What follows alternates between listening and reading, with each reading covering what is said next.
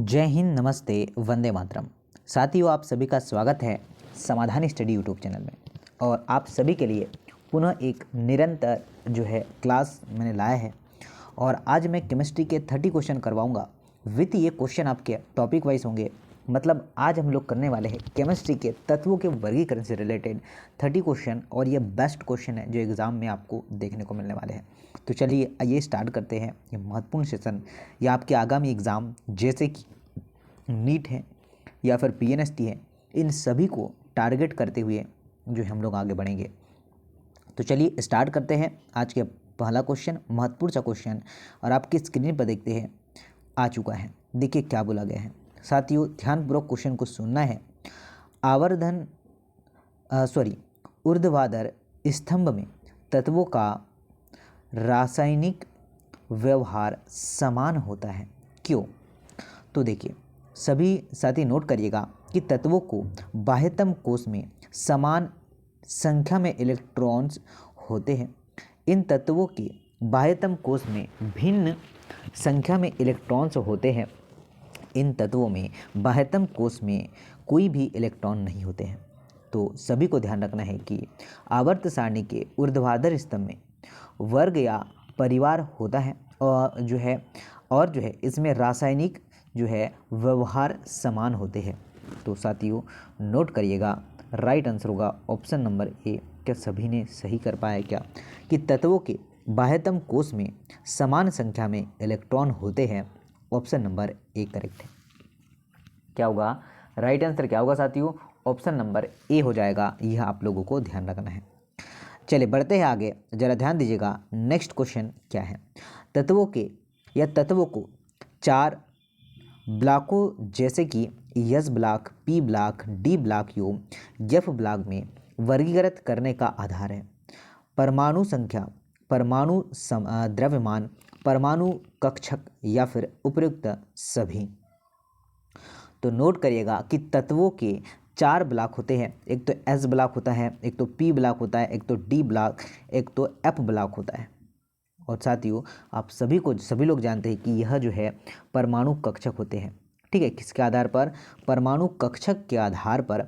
Option number सी इसका correct answer होगा। और सभी को नोट करना है और सभी को यह ध्यान रखना है। आगे आइए, देखिए क्या बोला गया है।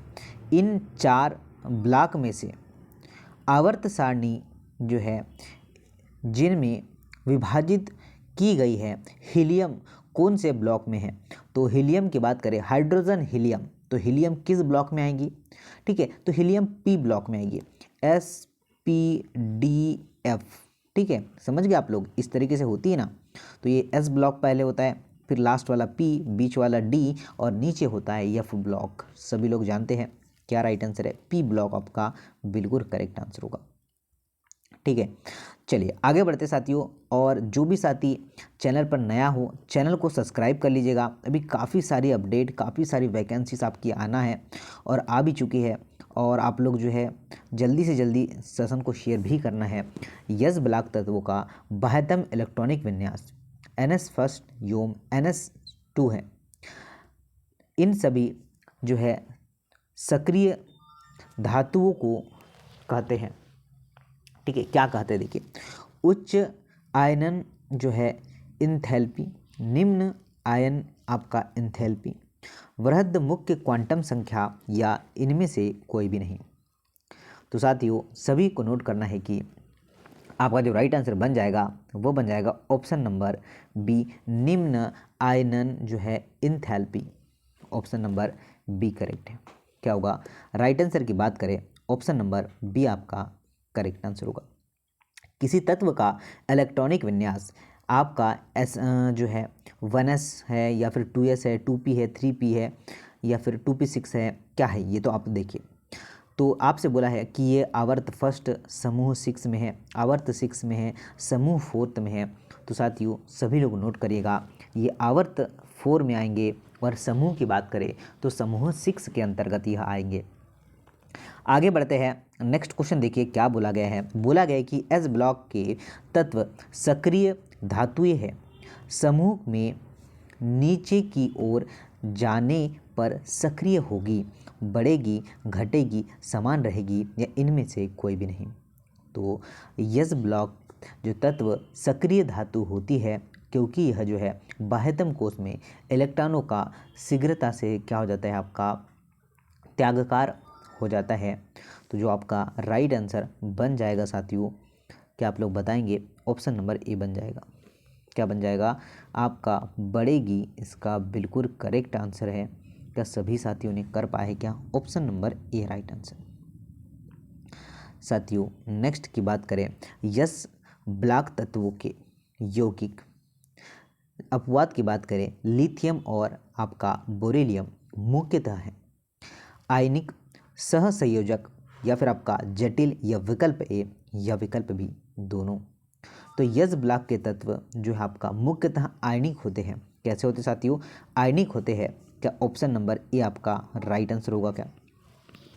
ठीक है, क्या होगा आपका जो राइट आंसर हो जाएगा ऑप्शन नंबर ए होगा। ये आप लोगों को ध्यान रखना है। नेक्स्ट क्वेश्चन की बात करते हैं। देखिए नेक्स्ट क्वेश्चन क्या बोला गया है। नेक्स्ट क्वेश्चन बोला गया साथियों हमसे कि पी ब्लॉक के बाह्यतम कोशों का इलेक्ट्रॉनिक विन्यास NS2 NSP1 से खाली स्थान परिवर्तित होता है। तो साथियों NS2 और आपका NP6 आपका राइट आंसर होगा ऑप्शन नंबर सी। क्या होगा? राइट आंसर होगा ऑप्शन नंबर सी। ये आपको नोट करके रखना है। बहुत ही अच्छा, बहुत ही प्यारा क्वेश्चन है, बेहतरीन सा क्वेश्चन है। आगे देखिए क्या बोला गया। नेक्स्ट क्वेश्चन देखिए साथियों, उत्कृष्ट गैसों का संयोजी कोश इलेक्ट्रॉनों द्वारा पूर्णतया भरा है एवं इस स्थायी व्यवस्था को उनके द्वारा परिवर्तित करना बहुत कठिन है। इलेक्ट्रॉनों का योग, इलेक्ट्रॉनों को या इलेक्ट्रॉनों के पृथक्करण, विकल्प ए बी दोनों ही या इनमें से कोई भी नहीं। तो उत्कृष्ट गैस के संयोजी कोश के सभी कक्षक इलेक्ट्रॉनों द्वारा क्या होते हैं? पूर्णतया भरे होते हैं। तो साथियों इलेक्ट्रॉनों का जो योग है और इलेक्ट्रॉनों के जो है पृथक्करण, ये ऑप्शन नंबर जो है सी इसका करेक्ट आंसर होगा। क्या होगा? Right answer option number C होगा। ये आपको ध्यान रखना है। चलिए आगे बढ़ते हैं, ध्यान दीजिएगा। नेक्स्ट क्वेश्चन की बात करें, उत्कृष्ट गैसों के निम्न रासायनिक क्रियाशीलता का कारण है संयोजी इलेक्ट्रॉनों की अनुपलब्धता, स्थायी विन्यास या फिर अधिक संख्या में संयोजी इलेक्ट्रॉनों की उपलब्धता या उपरोक्त में से कोई भी नहीं। तो साथियों उत्कृष्ट गैसों के संयोजी कोशों के साथ ही कक्षक इलेक्ट्रॉनों द्वारा जो है पूर्णतया भरे हो आपका होने के कारण ही यह स्थायी व्यवस्था को परिवर्तित किया जाना क्या होता है? कठिन होता है। तो जो आपका राइट आंसर है, तो ऑप्शन नंबर जिन भी साथियों ने बी लगाया है, क्या जो है स्थायी विन्यास, तो बिल्कुल सही है। क्या होगा? स्थायी विन्यास इज राइट आंसर अगर आपने ऑप्शन नंबर बी लगाया है। चलिए आगे बढ़ते हैं, ध्यान दीजिएगा अगले क्वेश्चन की ओर। नेक्स्ट क्वेश्चन है साथियों कि निम्न में से तत्वों के कौन से समूह की ऋणात्मक इलेक्ट्रॉन जो है लब्धि एंथैल्पी उच्च होती है? वर्ग 16, वर्ग 17, वर्ग 14 या विकल्प ए विकल्प बी दोनों ही होगा। तो साथियों हैलोजन तत्व की बात करें, ठीक है, हैलोजन तत्व आपका जो वर्ग किसमें 17 जिसे हम लोग और जो है, ठीक है, हैलोजन तत्व और चाल्कोजन तत्व 16 को क्या बोलते हैं? चाल्कोजन तत्व कहते हैं। तो इन दोनों का ही इसका करेक्ट आंसर होगा। ठीक है, 16 की क्या कहते हैं साथियों? 16 को चाल्कोजन कहते हैं। ये सब कुछ मिलेगा, अभी तो अभी स्टार्ट हुआ है, ठीक है, सब कुछ क्वेश्चन करवाऊंगा। और ये हैलोजन है। चलिए आगे बढ़ते हैं। नेक्स्ट देखिए क्या है। नेक्स्ट में बोला गया है कि निम्न में से कौन सा जो है कथन सही है? निम्न में से कौन सा कथन सही है? पी ब्लॉक के एक समूह की उच्च ऋणात्मकता इलेक्ट्रॉनिक उपलब्धि क्या होती है? एंथैल्पी होती है क्या? जी नहीं, फर्स्ट तो गलत हो चुका है।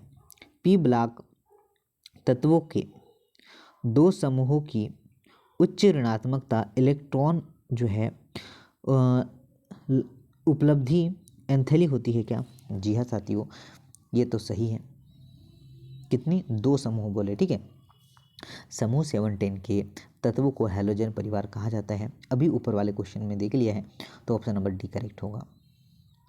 नेक्स्ट क्वेश्चन देखते हैं साथियों कि आवर्त में बाएं से दाएं जाने पर पी ब्लॉक के तत्व बढ़ते हैं। क्या इसमें क्या बढ़ते जाते हैं, आपको बताना है कि आवर्त सारणी में बाएं से दाएं, कहा साथियों बाएं से दाएं अगर हम लोग जाते हैं तो पी ब्लॉक के तत्वों की अधात्विक प्रकृति, क्या साथियों अधात्विक प्रकृति क्या हो जाती है, और इसके साथ ही अधात्विक प्रकृति के साथ ही जो है धात्विक लक्षण नहीं बढ़ते हैं।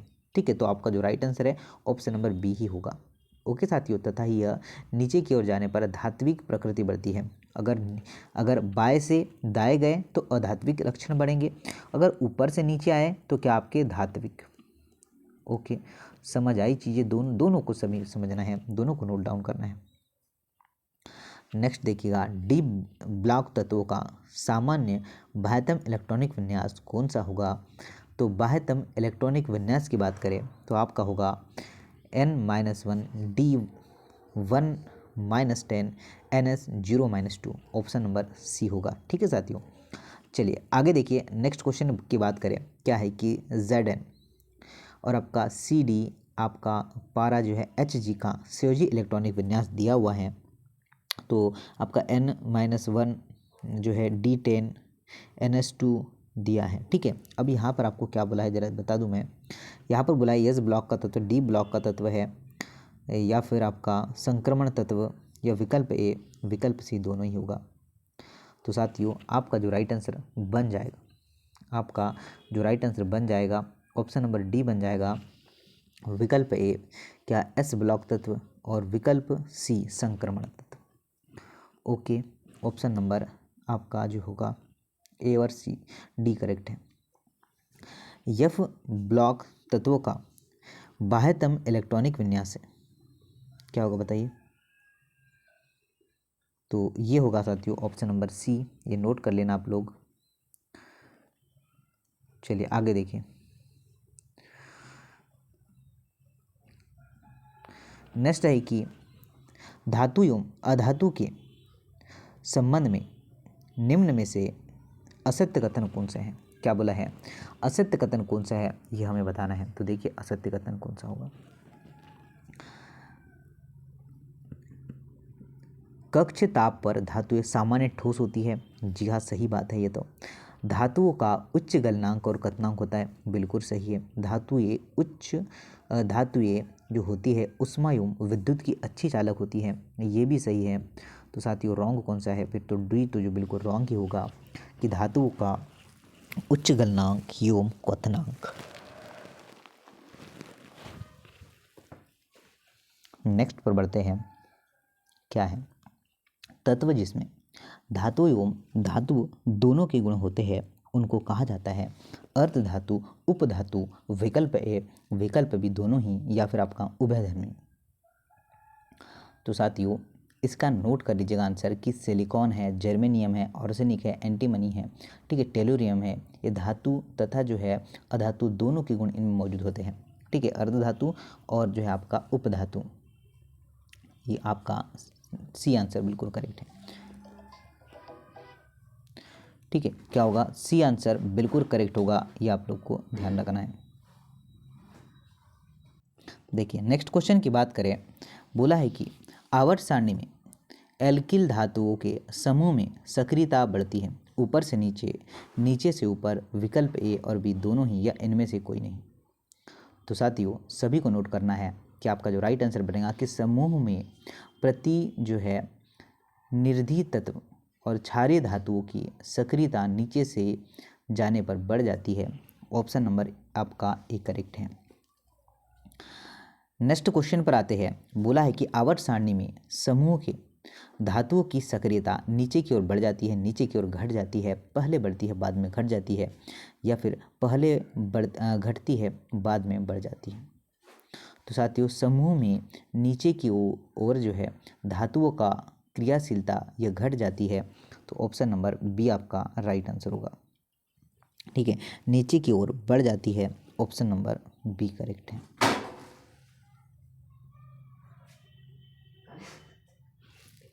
चलिए नेक्स्ट देखिए,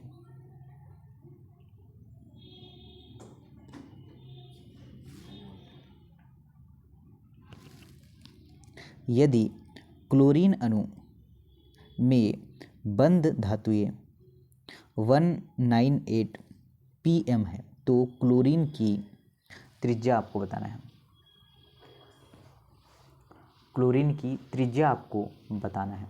अब देखिए, क्लोरीन की त्रिज्या की बात करें तो हम लोग क्या होगी, 198 अपॉन में 2 कर देंगे तो 99 pm होगा। ठीक है, इस तरीके से हम लोग निकालते हैं क्लोरीन की दूरी अपॉन 2। ठीक है, क्लोरीन की दूरी अपॉन 2, तो आपका राइट आंसर आपका आ जाएगा। नेक्स्ट क्वेश्चन पर जाते हैं। धात्विक क्रिस्टल में धातु कोरों को पृथक करने वाली अंतराण्विक दूरी की आधी दूरी को कहा जाता है। धात्विक त्रिज्या या फिर परमाणु त्रिज्या, सहसंयोजी त्रिज्या या फिर आपका जो है आयनिक त्रिज्या। तो धात्विक क्रिस्टल में जो है धातु कोरों को पृथक करने वाली जो है अंतराण्विक दूरी की आधी दूरी जो है धात्विक त्रिज्या कहलाती है। क्या होगी आपका जो राइट आंसर होगा, धात्विक त्रिज्या इज राइट आंसर। क्या होगा साथियों, धात्विक त्रिज्या हमने लगाया है तो बिल्कुल हमारा राइट आंसर होगा, ये आप लोग को ध्यान रखना है। चलिए आगे बढ़े, क्या नेक्स्ट क्वेश्चन की बात करें कि जो है ठोस कॉपर में दो समीप स्थिर कॉपर परमाणुओं के बीच की जो है अंतराण्विक दूरी यदि 256 ठीक है pm है तो कॉपर की धात्विक त्रिज्या कितनी होगी। तो कॉपर की धात्विक त्रिज्या को निकालने के लिए हमें जो है 256 को आधा करना पड़ेगा। तो इसको हम लोग आधा करेंगे, ठीक है, 1/2 करेंगे तो अप्रॉक्स मान की बात करें तो जो है 128 जो है अप्रॉक्स आपका मान आ जाएगा। ठीक है, धात्विक त्रिज्या निकालने के लिए 1/2 गुणित परमाणुओं के बीच की लंबाई लेते हैं। ओके, आपका right answer option number A आ जाएगा, अप्रॉक्स। आगे बढ़ते हैं, ध्यान दीजिएगा। निम्न में से आणविक त्रिज्या के संबंध में गलत जो है वर्णित कौन सा है, ये हमें बताना है। तो परमाणु त्रिज्या को सहजीवी या अधात्विक त्रिज्या अथवा धात्विक त्रिज्या में वर्गीकृत किया जाता है। हमारा जो रॉन्ग है साथियों, तो सी बिल्कुल रॉन्ग है कि परमाणु त्रिज्या परिवर्तित होती है जब परमाणु भिन्न अवस्थाओं में जो है बंधित होता है। ये तो सही बात है। परमाणु त्रिज्या का मान एक्स किरणों या आपका स्पेक्ट्रोस्कोपिक विधि द्वारा किया जाता है। बी भी सही है, यहाँ पर गलत बोला था तो सी जो है गलत है। नेक्स्ट पर चर्चा करते हैं। देखिए क्या है, बोला गया कि निम्न में से कौन सी त्रिज्या परमाणु का आकार बढ़ाने पर प्रभावित होती है। वॉल्डर वॉल्स त्रिज्या, धात्विक त्रिज्या, सहसंयोजी त्रिज्या या विकल्प बी या विकल्प सी, दोनों ही होगा। तो साथियों सभी लोग नोट करिएगा चीज़ों को। वॉल्डर वॉल्स त्रिज्या परमाणु का आधार बढ़ाने पर प्रभावित होती है।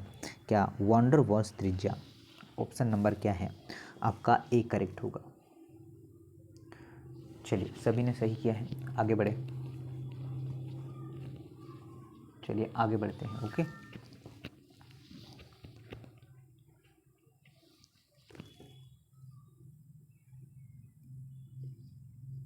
परमाणु के आकार पर क्या प्रभाव पड़ता है जब एक इलेक्ट्रॉन को पृथक करते हैं तथा दूसरी स्थिति में समान परमाणु में एक इलेक्ट्रॉन को जोड़ते हैं। आकार क्रमशः बढ़ता है एवं घटता है। आकार क्रमशः घटता है, बढ़ता है।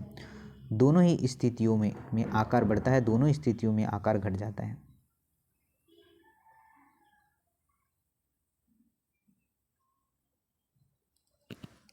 तो आकार क्रमशः जो है घटता बढ़ता है, ऑप्शन नंबर जो है बी करेक्ट है।